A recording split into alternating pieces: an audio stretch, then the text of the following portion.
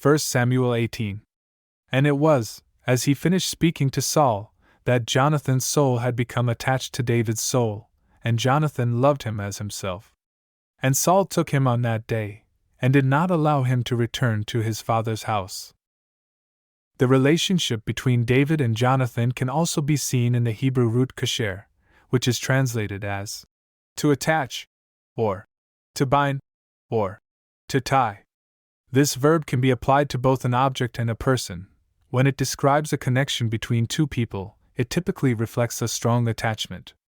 Genesis 44 verses 30 to 31 provides an example of this, as Jacob's bond with Benjamin is expressed by this verb. Genesis 44.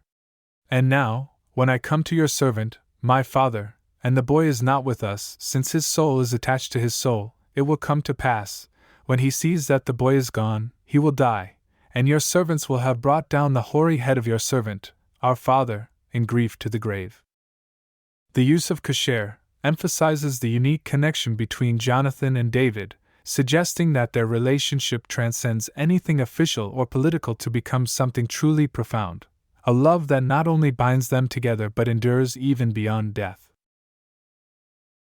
The kasher root shapes the relationship between Jonathan and David to be much more complex than it appears at first glance. Not only does the verb illustrate a strong bond between two people, but it can also signify something more: intrigue, or conspiracy, giving it a political dimension. The narrator presents us with a unique friendship that is both irrational and political in nature. Jonathan's actions defy all logic as he offers his clothes and weapons to an unknown teenager on the spot. On one hand, this is a gesture of great generosity, however, on the other hand, it's also a treasonous political action. In offering David his possessions, Jonathan makes him the new Jonathan, taking control away from Saul and appointing his own successor to the throne. Jonathan not only acknowledges David's rightful claim to the throne of Israel, but also forges an evocative alliance with him. The term berit, alliance, is typically used to describe pacts between kings and their subjects, or even between God and his people. In rare cases, it can refer to a marriage contract. Though the exact interpretation of this relationship in 1 Samuel 18 verse 3 is up for debate, the choice of this term reflects its depth and complexity, demonstrating Jonathan's absolute trust in David by elevating him to an equal level. This complementary bond between the two friends surpasses all other kinds of alliances, expressing a strong emotional connection that transcends logic and convention. In chapter 20 of 1 Samuel, David warns Jonathan of Saul's intention to kill him. Though Jonathan initially refuses to believe it, he eventually concedes and the two friends devise a plan to learn the truth. As the narrative progresses, they agree that David will not show up at the king's table for 2 consecutive days. Saul is angered by this and sets his fury against his son, intensifying the drama that follows.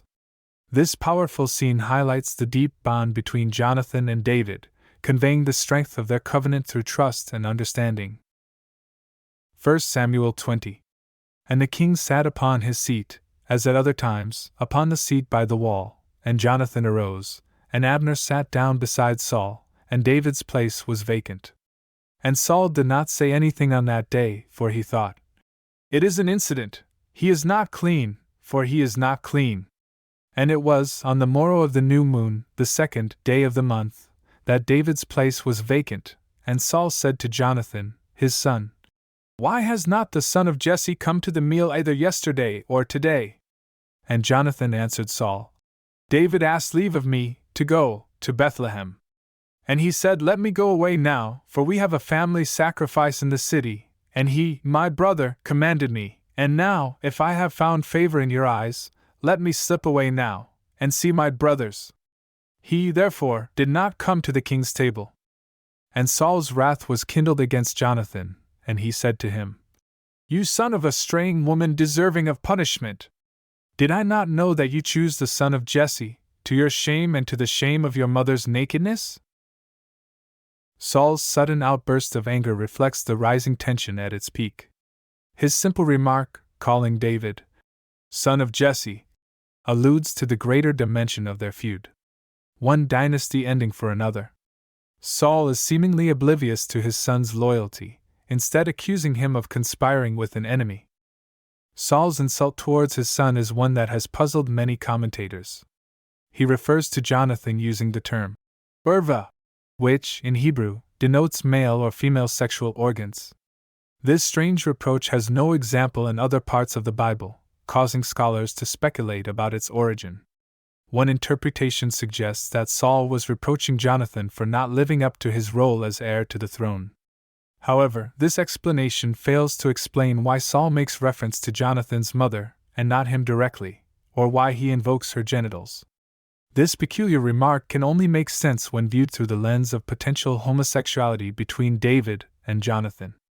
Saul seems to treat his son as effeminate, someone who behaves like an individual of the opposite sex, thus dishonoring his own mother. Saul's insulting remark towards his son suggests that Jonathan acts as if he were of the opposite sex. Jonathan is understandably devastated when he hears this. The next day, Jonathan warns David not to come back to Saul's court. The heartbreaking farewell between David and Jonathan is described in incredibly tender terms. David falls to the ground and prostrates himself, a gesture that speaks to his immense respect for Jonathan and signals the depth of his emotion. Tears are then shed, followed by a long embrace, a powerful indication that this separation surpasses any political divide between two allies and instead speaks to the profound love they have for one another. 1 Samuel 20. And fell on his face to the ground and bowed 3 times. And they kissed one another and wept with one another, David weeping the most. Then Jonathan said to David, Go in peace, because we have sworn both of us in the name of the Lord, saying, The Lord shall be between me and you, and between my offspring and your offspring forever. And he rose and departed, and Jonathan went into the city. David's elegiac lament in 2 Samuel 1 is believed to be an independent piece of the narrative that was integrated into the 2 Samuel account and attributed to David himself. This honors David's righteousness, fidelity, and respect for Saul, despite Saul being his greatest enemy. The poem paints Saul in a completely positive light, omitting any negative traits he may have had in the preceding story, in particular, to the end of 1 Samuel 20, where Saul declares open war on David and then indirectly on his son. 2 Samuel 1. And David lamented with this lamentation over Saul and over Jonathan his son. And he said to teach the sons of Judah the bow. Behold, it is written in the book of the just. O beauty of Israel! On your high places shall lie the slain? How have the heroes fallen? Tell it not in Gath. Announce it not in the streets of Ashkelon, lest the daughters of the Philistines rejoice, lest the daughters of the uncircumcised triumph. O mountains of Gilboa, let there be no dew nor rain upon you, nor shall you be fields of heave offerings, for there the shield of the mighty was rejected, Saul's shield was as though not anointed with oil. From the blood of the slain, from the fat of the mighty, Jonathan's bow did not turn back, nor did Saul's sword return empty. Saul and Jonathan, his son, who were beloved and pleasant in their lifetime, and in their death they were not separated. They were swifter than eagles, and mightier than lions. O daughters of Israel, weep over Saul who dressed you in crimson with delights, who put golden ornaments on your clothes. How did the mighty fall in the midst of the battle? Jonathan, on your high places you were slain. I am distressed for you, my brother Jonathan, you were very pleasant to me. Your love was more wonderful to me than the love of women. How have the mighty fallen and the weapons of war perished? In his eulogy, David speaks directly to his love and sorrow, expressing himself in the first person. For the first time in the poem, David says, I. This slippage from third person to first person emphasizes how personally affected he is by the death of Jonathan, the one who was so dear to him. He calls on others to mourn Saul, yet admits helplessness in mourning Jonathan himself. Most significantly, David declares that he prefers the love of Jonathan to that of women, a telling detail for those who suggest a homosexual relationship between them. David speaks of his relationship with Jonathan using the same term he would use for talking about women's love. This is the only time in this narrative where David directly expresses his feelings towards Jonathan, which were previously shared by Jonathan.